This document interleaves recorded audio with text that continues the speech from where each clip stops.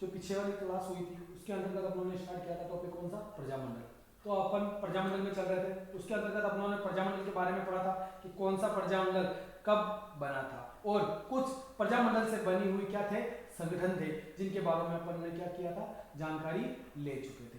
तो अभी तक उन्होंने पढ़ लिया था प्रजामंडल, कौन सा प्रजामंडल कब व कहां बना, और कौन से प्रजामंडल राजस्थान में न बनकर राजस्थान की सीमा से बाहर बने। तो आ जाइए अब आगे देखते हैं अपन इन्हीं प्रजामंडलों के अंतर्गत अपन एक एक प्रजामंडल के बारे में, यानी कौन सा प्रजामंडल कब बना, उसके संस्थापक कौन थे, कौन सी संस्था के तहत उन्होंने कार्य किया, कौन कौन से संगठन थे, इसके द्वारा क्या क्या कार्य किया गया, और प्रजामंडल का मुख्य कार्य क्या था, उसके संस्थापक कौन बने। तो आ जाइए अपन एक सीरियल से पढ़ेंगे कौन सा प्रजामंडल कब कब बनता चला गया। तो देखिए पहला प्रजामंडल आप हेडिंग डालिएगा, जयपुर प्रजामंडल। कौन सा, जयपुर प्रजामंडल।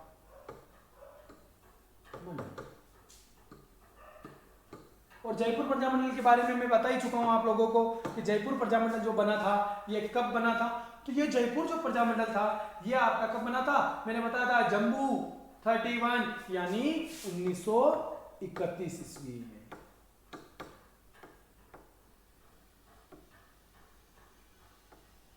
1931 ईस्वी में कब बना है जयपुर प्रजामंडल, 1931 ईस्वी में। इसके बाद में अब बात आती है अपनी जयपुर प्रजामंडल के संस्थापक। तो यहां पर याद रखना, यानी संस्थापक से पहले, संस्थापक के बारे में जब जानेंगे उससे पहले याद रखना आप लोग यहां पर इस जयपुर के अंदर जो राजनीतिक जागृति यानी राजनीतिक चेतना जो जागृत करने वाला व्यक्ति था वो था आपका अर्जुन लाल सेठी। कौन सी चेतना, सॉरी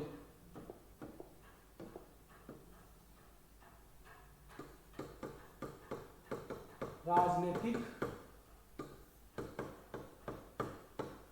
चेतना जागृत किसने की है,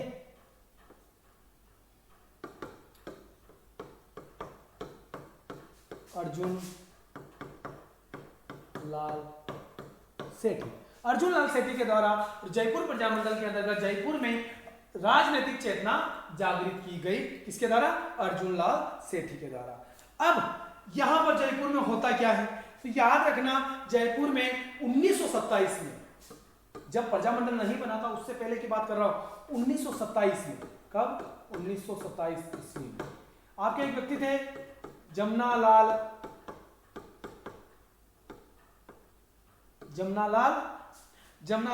बजाज। 1927 में इस जमनालाल बजाज ने क्या किया था, चरखा संघ की स्थापना की। किसकी स्थापना की, चरखा संघ की स्थापना किसके द्वारा की गई, तो जमनालाल बजाज के द्वारा जयपुर में 1927 ईस्वी में चरखा संघ की स्थापना की गई इस प्रजामंडल से पहले, जिससे कि आप खुद कपड़े बुनो और वो पहनो, तो चरखा संघ की स्थापना की गई।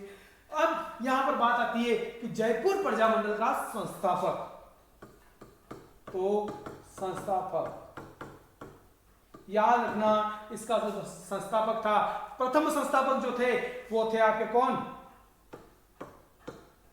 कर्पूर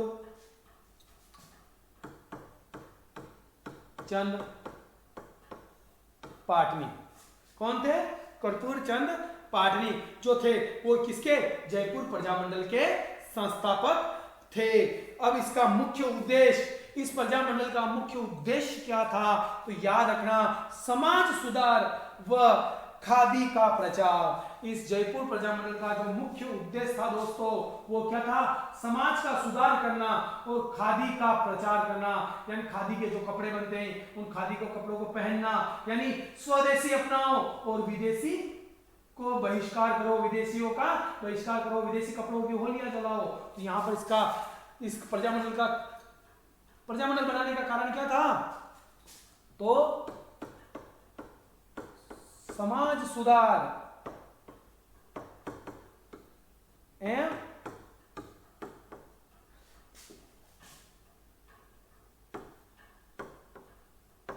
खादी का प्रचार, समाज सुधार एवं खादी का प्रचार। अब बात क्या होती है, लेकिन कुछ समय के बाद में यह प्रजामंडल क्या हो जाता है, निष्क्रिय हो जाता है। 1931 में जो जयपुर प्रजामंडल बना था, ये कुछ समय के पश्चात क्या हो गया, निष्क्रिय हो गया। तो अब बात आती है कि इन्हीं जमनालाल बजाज की वापस प्रेरणा से, किनकी, इन्हीं जमनालाल बजाज की प्रेरणा से वापस इसका क्या होता है, जयपुर प्रजामंडल का पुनर्गठन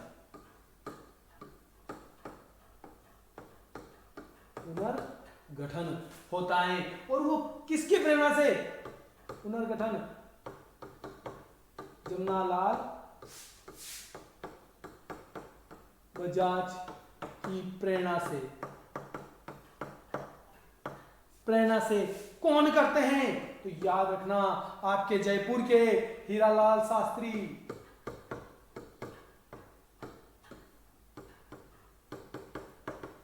कौन करते हैं, जयपुर के हीरालाल शास्त्री। और कब करते हैं इसका पुनर्गठन, तो ये होता है आपका 1937 ईस्वी में। कब होता है इसका वापस पुनर्गठन, 1937 ईस्वी में। अब बात आती है आगे चलकर, तो इसका पुनर्गठन जब हुआ था, तो इसका पुनर्गठन जो होता है, पुनर्गठन जो होता है, वो पुनर्गठन के जो अध्यक्ष बनाए जाते हैं, यानी जयपुर प्रजामंडल के जो अध्यक्ष बनते हैं, उनका नाम याद रखना। अध्यक्ष कौन थे आपके, तो यहां पर अध्यक्ष बनेंगे चिरंजीव लाल मिश्र। चिरंजीव लाल मिश्र को क्या बनाया गया, अध्यक्ष बनाया गया। और यहां पर महामंत्री किसे बनाया गया, तो यहां पर महामंत्री बने आपके कौन, हीरालाल शास्त्री। हीरालाल शास्त्री क्या बने, इसके मंत्री बने। और यहां पर एक व्यक्ति और, एक पद और बनाया गया, और उसका नाम था संयुक्त मंत्री।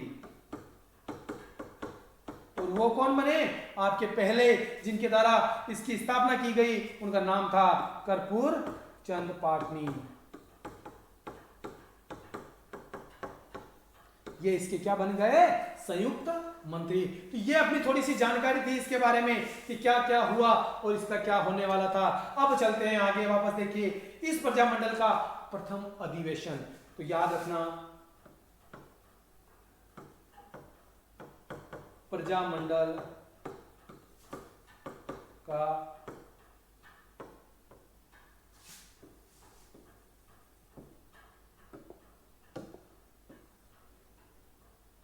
का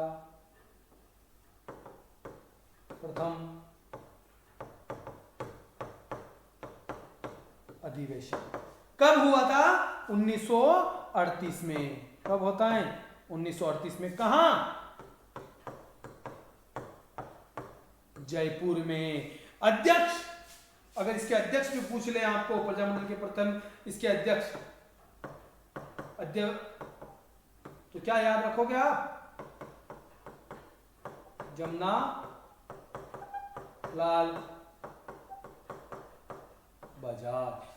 बजाज इसके क्या बने थे, अध्यक्ष बने थे। अब इसमें आगे देखते हैं, एक बार इसको नोट कर लीजिए।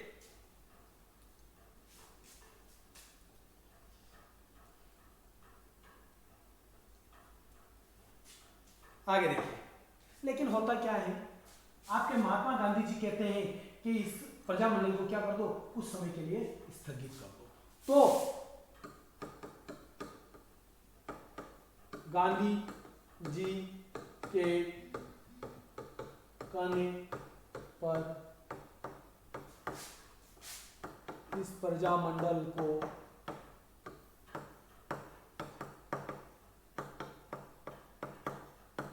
स्थगित कर दिया।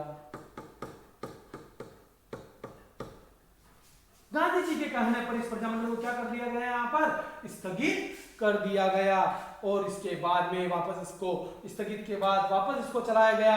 और 1940 में, कब, 1940 में इसके जो अध्यक्ष बनाए गए, कौन, 1940 में अध्यक्ष वो बने आपके कौन, हीरालाल शास्त्री इसके क्या बने, अध्यक्ष बने। अब बात आती है यहाँ पर अध्यक्ष जैसे ही बनते हैं तो यहाँ पर आगे चलकर आपका एक एग्रीमेंट होता है। यहाँ पर जयपुर सरकार और आपके इन प्रजामंडल आंदोलन के अध्यक्ष हीरालाल शास्त्री के मध्य में क्या होता है, एक एग्रीमेंट होता है। और जयपुर सरकार की तरफ से जो प्रतिनिधि आता है वो कौन आता है, वहां का प्रधानमंत्री होता है मिर्जा इस्माइल। इसके और हीरालाल शास्त्री के बीच में एक एग्रीमेंट होता है जिसे जेंटलमैन एग्रीमेंट के नाम से जाना जाता है। जिसे क्या कहते हैं, नाम लिख लीजिए उसका,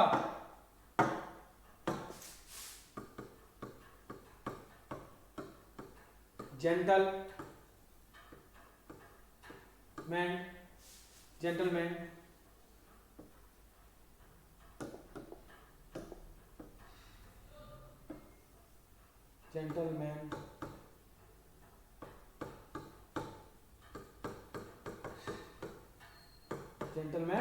एग्रीमेंट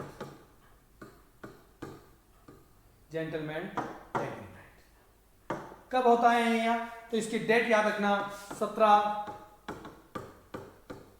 सितंबर 1942। 17 सितंबर 1942 को यह जेंटलमैन एग्रीमेंट होता है। और ये किसके किसके मध्य होता है, जयपुर के प्रधानमंत्री कौन थे,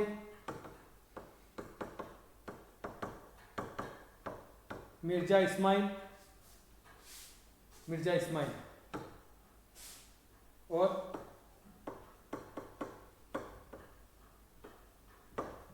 प्रजामंडल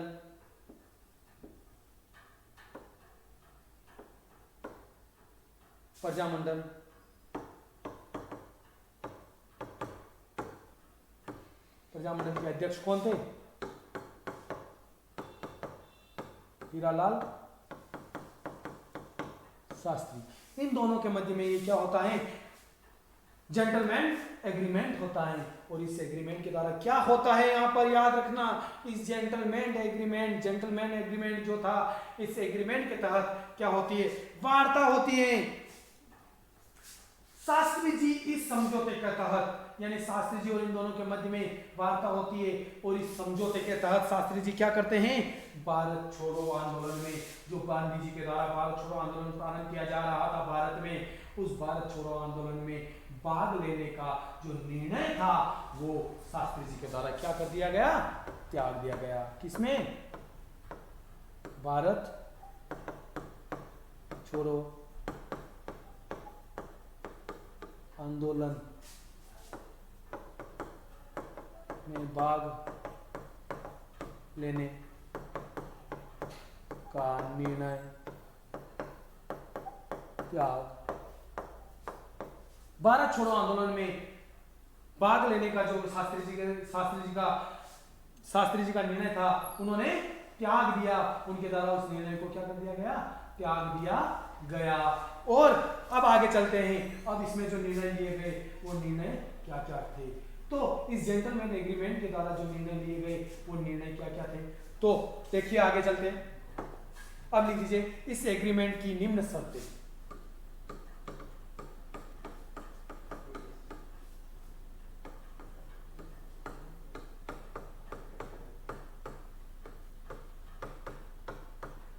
निम्न शर्तें,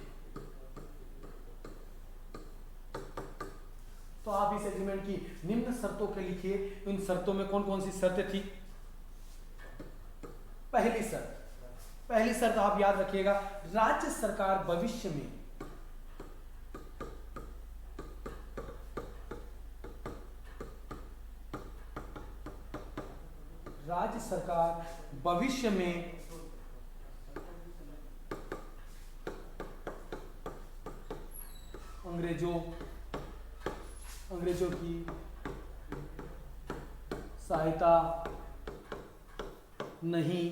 अंग्रेजों की सहायता नहीं करेगा।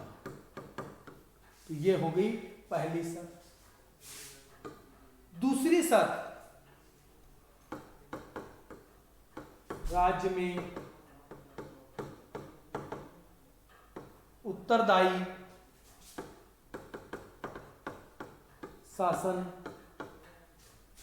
शासन की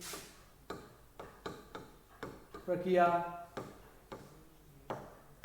शीघ्र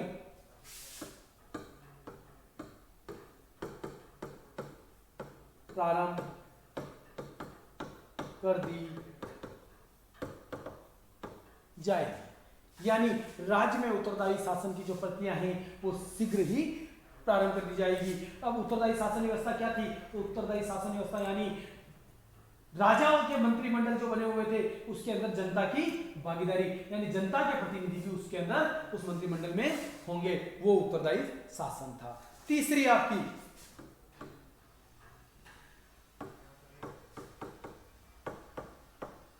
प्रजामंडल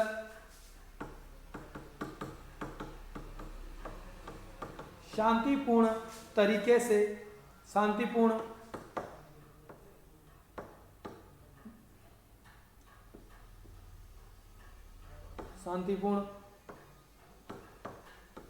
जुलूस, धरना प्रदर्शन,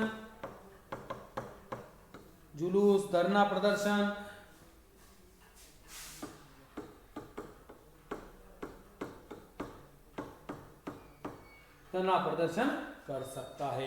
तीसरी बात होगी, चौथी बात, जयपुर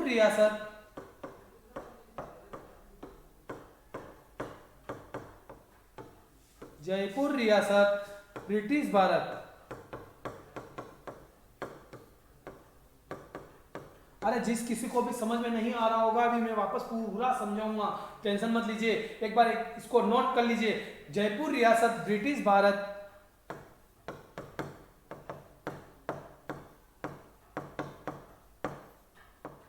भारत के विद्रोहियों, जयपुर रियासत ब्रिटिश भारत के विद्रोहियों को नहीं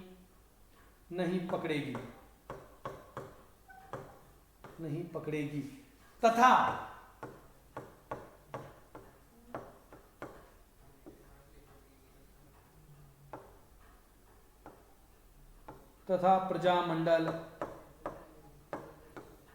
प्रजामंडल उन्हें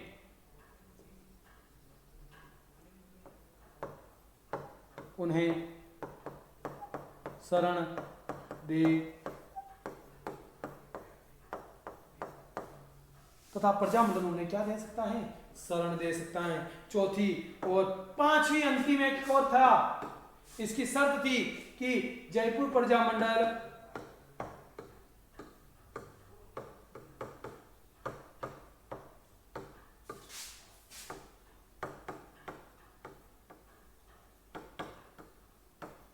भारत छोड़ो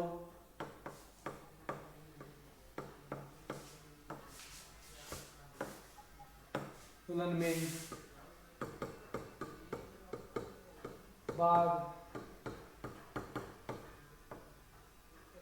भाग नहीं लेगा। तो ये थी आपकी इसकी 5 शर्तें। वापस देख लीजिए, इस एग्रीमेंट की निम्न शर्तें, किस एग्रीमेंट की? जेंटलमैन एग्रीमेंट की निम्न शर्तें थी। राज्य सरकार भविष्य में अंग्रेजों की सहायता नहीं करेगी, यानी जयपुर रियासत जो है, जयपुर सरकार जो है वो अंग्रेजों की भविष्य में किसी भी प्रकार की क्या नहीं करेगी? मदद नहीं करेगी, सहायता नहीं करेगी। दूसरी, राज्य में उत्तरदायी शासन की प्रक्रिया शीघ्र ही प्रारंभ कर दी जाए। राज्य में जनता के प्रतिनिधियों को बहुत जल्दी ही उनके उसमें राज्य क्षेत्र में ले लिया जाएगा, जो उनके कार्य करेंगे, यानी जनता की समस्याओं के बारे में बातें राजाओं को यानी सरकार को बताएंगे। तीसरी, प्रजामंडल शांतिपूर्ण जुलूस, धरना प्रदर्शन कर सकता है, लेकिन जो आपका प्रजामंडल है वो शांतिपूर्ण रूप से क्या कर सकता है? धरना प्रदर्शन कर सकता है, जुलूस निकाल सकता है, लेकिन शांतिपूर्ण तरीके से। चौथी बात, जयपुर रियासत ब्रिटिश भारत के विद्रोहियों को नहीं पकड़ेगी तथा प्रजामंडल उन्हें शरण, यानी जयपुर जो रियासत है वो ब्रिटिश भारत के यानी जो भारत के अंदर कोई विद्रोह कर रहे हैं, जो भारतीय विद्रोह कर रहे थे, उनको जयपुर रियासत नहीं पकड़ेगी।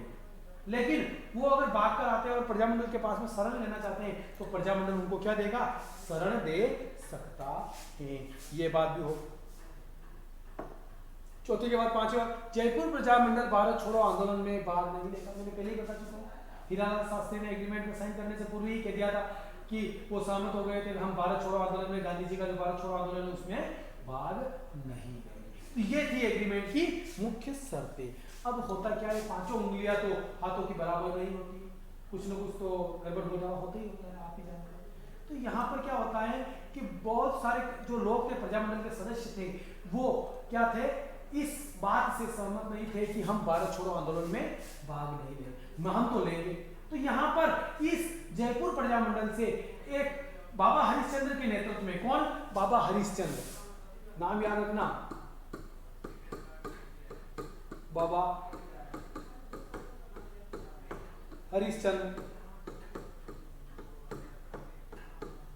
नेतृत्व, बाबा हरिश्चंद्र के नेतृत्व में कुछ लोग, बाबा हरिश्चंद्र के नेतृत्व में कुछ लोग इस जयपुर प्रजामंडल से क्या हो जाते हैं,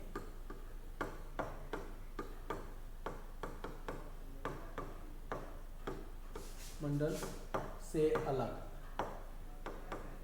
हो जाते हैं। जयपुर प्रजामंडल से क्या हो गए, कुछ लोग अलग हो गए बाबा हरिश्चंद्र के नेतृत्व में। और यहां पर इन लोगों ने मिलकर एक नए संगठन का गठन किया और उसका नाम था, नाम याद रख लेना, आजाद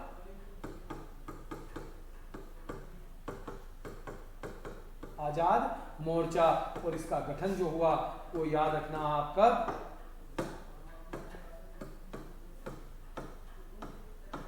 1942 ईस्वी में। यानी इस आजाद मोर्चे का गठन क्यों हुआ, तो बाबा हरिश्चंद्र के नेतृत्व में जो जयपुर प्रजामंडल के सदस्य थे वो हीरालाल शास्त्री की बात नहीं मान रहे थे और वो हरिश्चंद्र के नेतृत्व में क्या आ जाते हैं, इस आजाद मोर्चे का गठन कर दिया जाता है। इसके अन्य सदस्य आजाद मोर्चे में एक तो कौन थे, बाबा हरिश्चंद्र,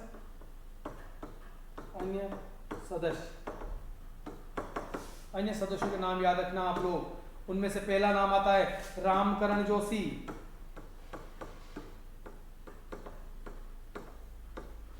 दूसरा आपका आता है दौलतमल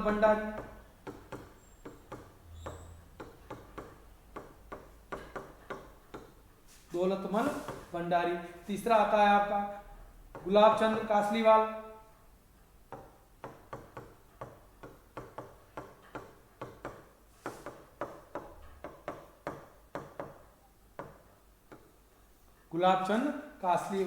और एक ये नाम लिख लेना आप, बाबा हरिश्चंद्र, रामकरण जोशी, दौलतमल भंडारी और गुलाबचंद कासलीवाल। इनके नेतृत्व में आजाद मोर्चा अलग हो जाता है। आगे देखिए, लेकिन क्या होता है, जैसे ही आजाद मोर्चा वाले क्या करते हैं, भारत छोड़ो आंदोलन में भाग लेते हैं, तो इन्हें क्या कर लिया जाता है, गिरफ्तार कर लिया जाता है। कुछ सदस्यों को क्या कर लेते हैं, गिरफ्तार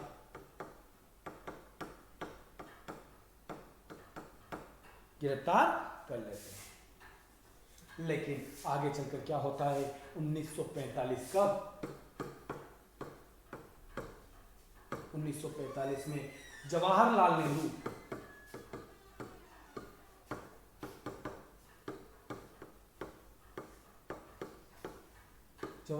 नेहरू के कहने पर क्या होता है, जवाहरलाल नेहरू के कहने पर इस आजाद मोर्चे का वापस विलय किसमें कर दिया जाता है, विलय किसमें कर दिया जाता है, इसका वापस प्रजामंडल में। और 1944 में, आगे याद रखना, 1944 में इस जयपुर प्रजामंडल का क्या होता है, जयपुर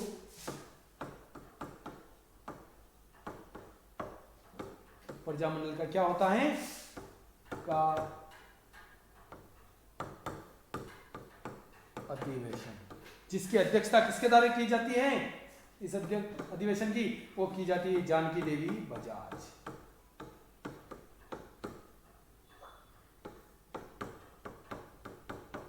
कौन थी जानकी देवी बजाज, कौन थी, तो ये जमुनालाल बजाज की पत्नी थी, जिनके द्वारा क्या किया जाता है, इसकी अध्यक्षता की जाती है। अब आगे आ जाइए।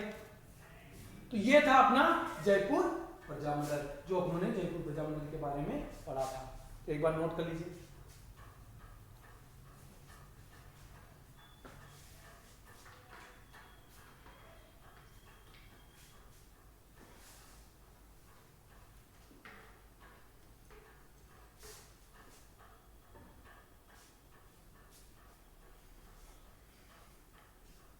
नोट कर लिया?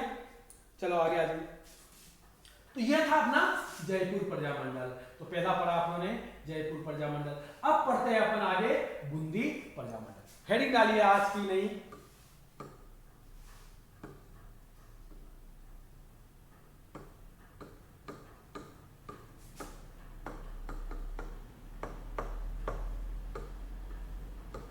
बूंदी प्रजामंडल। और बूंदी प्रजामंडल के बारे में पहले ही बताया था, जम्बू 31, जय से जयपुर, बू से बूंदी, 1931 में। कब बना जयपुर प्रजामंडल? बूंदी प्रजामंडल 1931। अब आगे चलते हैं। इसके अंदर यानी बूंदी के अंदर जो जन चेतना जागृत हुई, वो हुई थी आपकी बरड़ किसान आंदोलन से। कौन से? बरड़ किसान आंदोलन से बूंदी के अंदर जन चेतना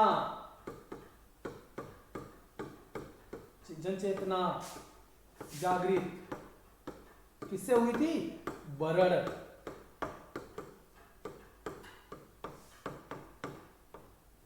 किसान आंदोलन से। बरड़ किसान आंदोलन से। अब इसके संस्थापक, बूंदी के प्रजामंडल के संस्थापक कौन थे? तो यहां पर संस्थापकों के नाम याद रखना।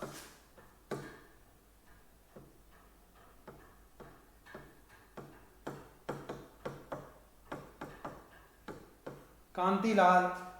कांतिलाल कौन था? कांतिलाल जो क्या थे? अध्यक्ष। इस प्रजामंडल के क्या थे? कांतिलाल अध्यक्ष थे। दूसरे थे कांतिलाल के बाद नित्यानंद नागर। और चौथे थे आपके, तीसरे थे सॉरी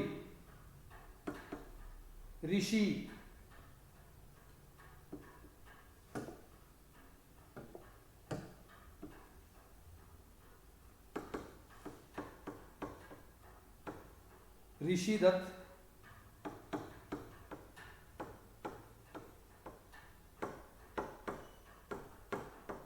ऋषि दत्त मेहता। ये यहाँ के क्या थे? बूंदी प्रजामंडल के सदस्य थे। इनके बारे में आपको इतनी सी जानकारी याद रखनी है कि बूंदी प्रजामंडल में जन चेतना जागृत करने का कारण किसको माना जाता है? बरड़ किसान आंदोलन को। संस्थापक इसके कांतिलाल थे और नित्यानंद नागर और ऋषि दत्त मेहता। कांतिलाल इसके क्या बने थे? बूंदी प्रजामंडल के अध्यक्ष बनाए गए थे।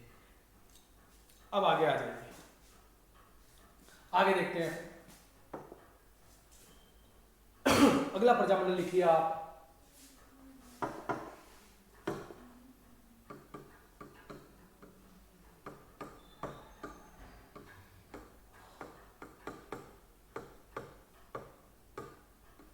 जोधपुर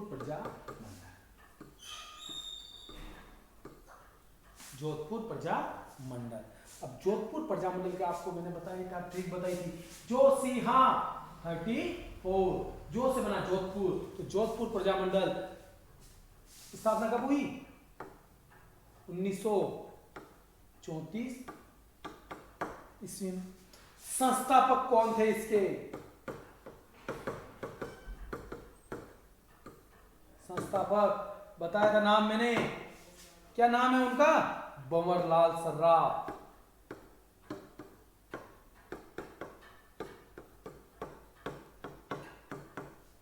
भंवरलाल सर्राफा ये इसके क्या थे? संस्थापक थे। अब यहाँ पर जन चेतना जागृत करने का कार्य किसके द्वारा किया गया? तो यहाँ पर कुछ संगठन बने थे, उन संगठनों के नाम लिख लीजिए। उनके संस्थापक कौन थे? उनका स्थापना कब हुई, यहाँ से प्रश्न अवश्य पूछा जाता है। इसको तो फैक्ट आप याद कर लीजिए, कौन कौन से संगठनों के द्वारा इसमें यहाँ पर जन चेतना जागृत की गई। तो यहाँ पर पहला लिखना आप, पहला नाम लिखोगे आप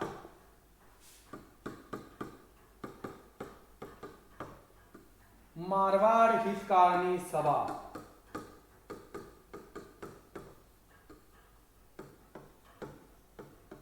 और इसकी स्थापना कब हुई, 1918। कब हुई इसकी स्थापना, 1918। कौन थे इसके संस्थापक,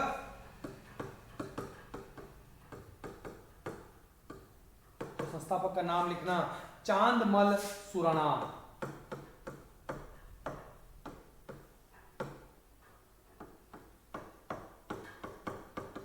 चांदमल सुराणा कब हुई, 1918 में। लेकिन क्या होता है, ये बनते ही वापस बंद हो जाता है। तो इसका वापस क्या होता है, पुनर्गठन।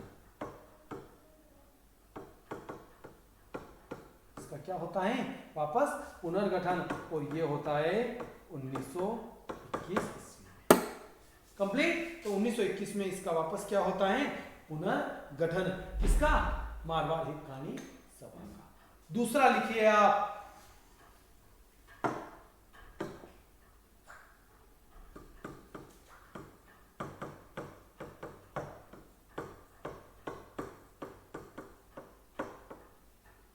मारवाड़ सेवा संघ। इसकी स्थापना कब होती है, इसकी स्थापना आप लिखना 1920 ईस्वी में। किसके द्वारा, संस्थापक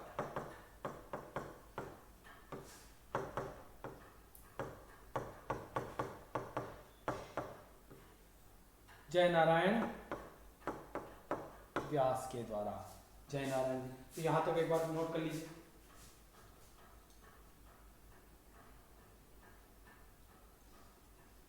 चलिए आगे देखते हैं, आगे आ जाइए। दो हो गई, उसके बाद तीसरी, मारवाड़ राज्य लोक परिषद।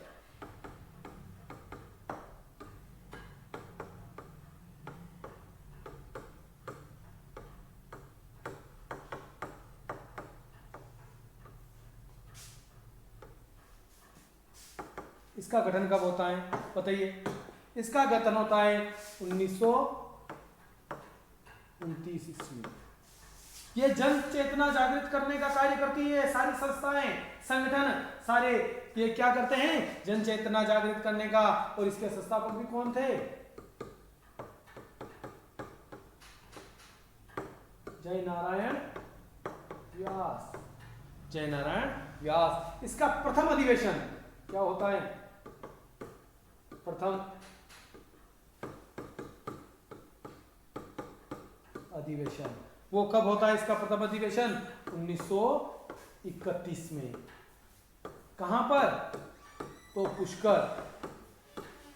और पुष्कर कहां है, अजमेर। पुष्कर अजमेर में इसका होता है। और इसके अध्यक्ष कौन बनते हैं, प्रथम अध्यक्ष, इसके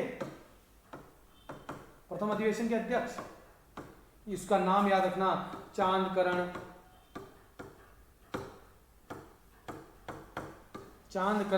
शारदा। चांदकरण शारदा इसके अध्यक्ष बनते। इसमें सर्व प्रमुख याद रखना, यहाँ पर दो व्यक्ति इस प्रथम अधिवेशन में भाग लेने के लिए आते हैं। एक तो आती है आपकी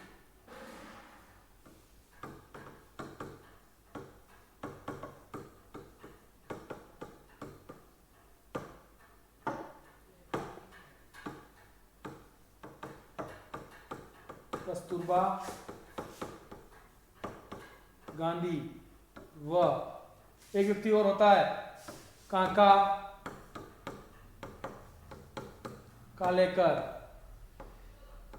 काका कालेकर जो नेता होते हैं, ये दोनों भी यहां पर क्या होते हैं, इस अधिवेशन में भाग लेने, इस अधिवेशन में क्या करते हैं, भाग लेने आते हैं। ये हो गई आपकी तीसरी। और चौथी आपकी अंतिम, उसका नाम लिख लो,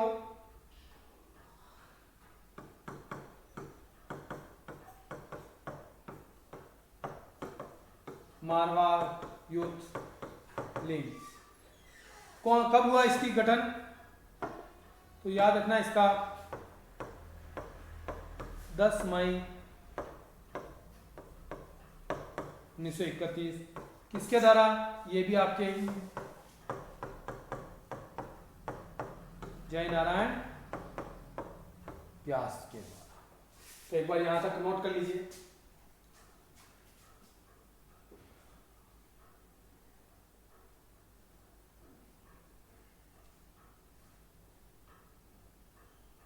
चलते हैं आगे, देखिए। लेकिन आगे होता क्या है कि 1932 में आगे होता क्या है, 1932 में कौन नाम होते हैं? छगन राज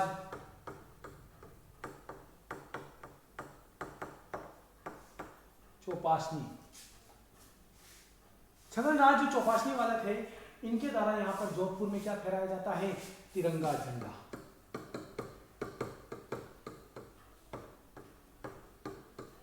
उस समय क्या देखो, अलग अलग रियासतों के क्या थे, अलग अलग झंडे थे। तो यहाँ पर छगन राज जो चौपासनी वाले थे, उनके द्वारा यहाँ पर क्या फहराया जाता है? तिरंगा झंडा फहराया जाता है।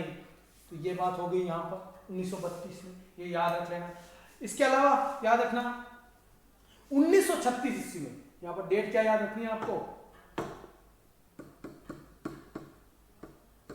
1936 ईस्वी में मारवाड़ प्रजामंडल। 1936 ईस्वी में क्या याद रखना है? इस 1936 ईस्वी में मारवाड़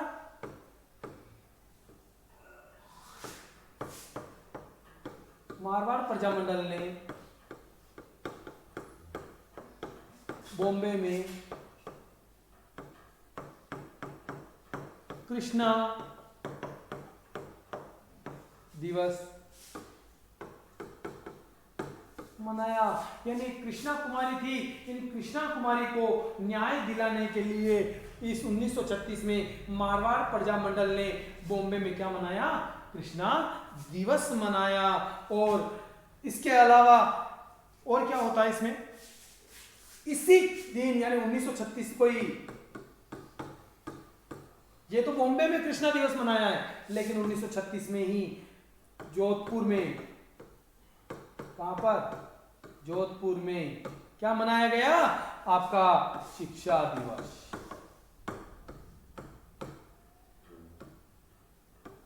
क्या मनाया गया? शिक्षा दिवस मनाया गया। कब? 1936 में ही। यहां तक नोट कर लीजिए एक बार। कर लिया? आगे देखिए 1936 में क्या होता है? अखिल भारतीय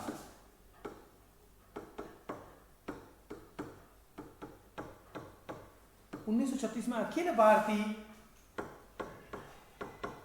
देसी राज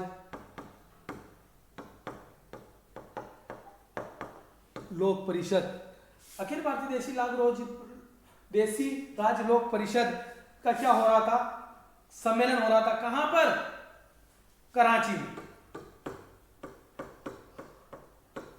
कराची। यहां से प्रमुख क्या है? 1936 में अखिल भारतीय देसी राज लोक परिषद का कराची में क्या हो रहा था? अधिवेशन हो रहा था। और इस अधिवेशन में भाग लेने के लिए कौन जाते हैं आपके? जय नारायण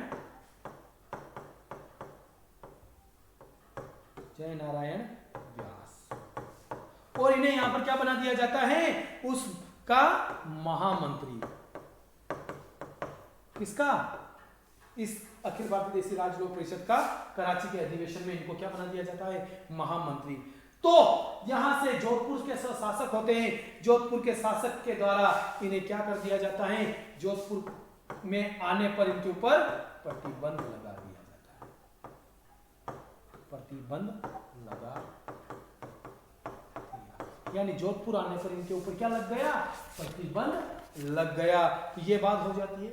तो जोधपुर पर आने पर इनके जोधपुर के महाराजा के द्वारा इनके ऊपर प्रतिबंध लगा दिया गया। अब इस प्रतिबंध को हटाने के लिए इन्होंने क्या किया? इस प्रतिबंध को हटाने के लिए इन्होंने क्या किया?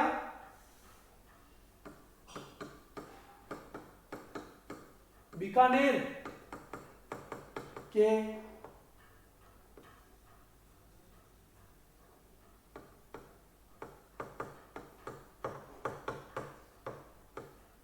जो गंगा सिंह जी थे, गंगा सिंह जी ने बीकानेर के जो गंगा सिंह जी थे, इन गंगा सिंह जी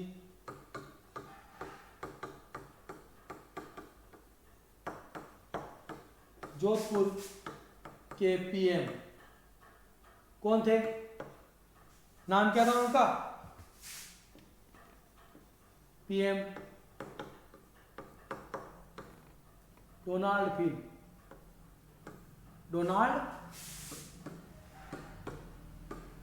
फील्ड को पत्र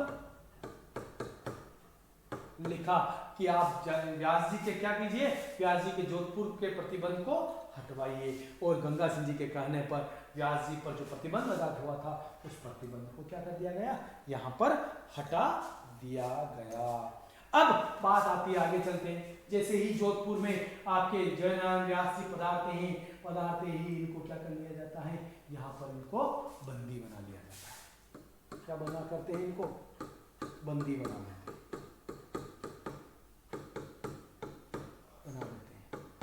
और इन्हें कहां पर बंदी बनाकर रखा जाता है?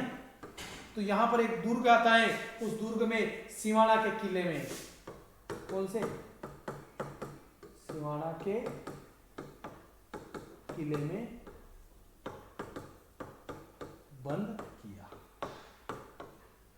सिवाड़ा के किले में बंद किया गया।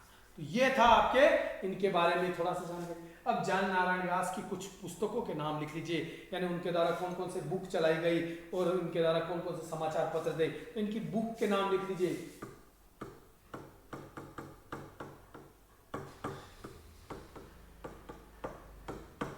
जयनारायण व्यास की बुक का नाम, पहला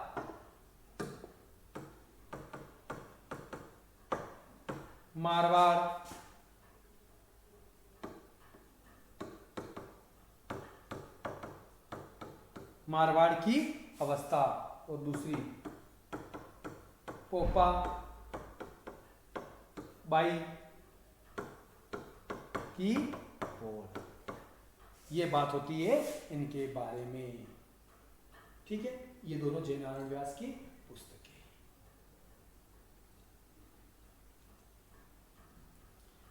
तो दोस्तों आज अपनों ने जो पढ़ा था अभी जोधपुर के बारे में, जोधपुर संस्थापक मोहनलाल सराफा, यहाँ पर जन चेतना जागृत करने का कार्य कुछ संगठनों के द्वारा किया गया। मारवाड़ हितकारिणी सभा 1918, संस्थापक चांदमल सुराणा, पुनर्गठन 1921 ईस्वी में। फिर दूसरा था मारवाड़ सेवा संघ 1920 ईस्वी में स्थापना, संस्थापक जयनारायण व्यास। तीसरा मारवाड़ राज्य लोक परिषद 1929 ईस्वी में जयनारायण व्यास के द्वारा। प्रथम अधिवेशन इसका 1931 में, कहाँ पर? पुष्करज में, अध्यक्ष चांदकरण शारदा। इस अधिवेशन में कस्तूरबा गांधी व काका कालेकर भाग लेने के लिए आए। इसके बाद में मारवाड़ यूथ लीग 10 मई 1931, संस्थापक जयनारायण व्यास। इसके बाद में 1932 में छगन राज चौपासने वाला ने जोधपुर में क्या फहराया? तिरंगा झंडा फहराया। 1936 में मारवाड़ प्रजामंडल ने बॉम्बे में कृष्णा दिवस मनाया। 1936 में जोधपुर में शिक्षा दिवस मनाया गया। 1936 में अखिल भारतीय देसी राज्य लोक परिषद का कराची में एक अधिवेशन हो रहा था। इस अधिवेशन में जयनारायण व्यास जाते हैं और वहां पर इनको बना दिया जाता था महामंत्री। लेकिन जैसे ही जोधपुर के शासक को पता चलता है तो वो इनके यहाँ पर आने पर, जोधपुर आने पर क्या लगा देते हैं? प्रतिबंध लगा देते हैं। लेकिन बीकानेर के गंगा सिंह जी ने जोधपुर के पीएम डोनाल्ड फील्ड को पत्र लिखा और पत्र लिखकर आपके व्यास जी के ऊपर जो प्रतिबंध लगाया गया था उस प्रतिबंध को हटाया गया। जैसे ही बंदी से हटकर जयनारायण व्यास जोधपुर आते हैं तो इन्हें यहाँ पर क्या बना लिया जाता है? बंदी बना लेते हैं और इन्हें सिवाड़ा के किले में बंद किया जाता है। लेकिन जब उसके बाद में जयनारायण व्यास के द्वारा कुछ दो किताबें लिखी गई। जयनारायण व्यास की किताबें थी मारवाड़ की अवस्था और पोपाबाई की ओर। तो दोस्तों आप सभी को आज की क्लास कैसी लगी इसका कमेंट्स करके हमें जरूर बताइएगा। धन्यवाद। जय हिंद, जय भारत।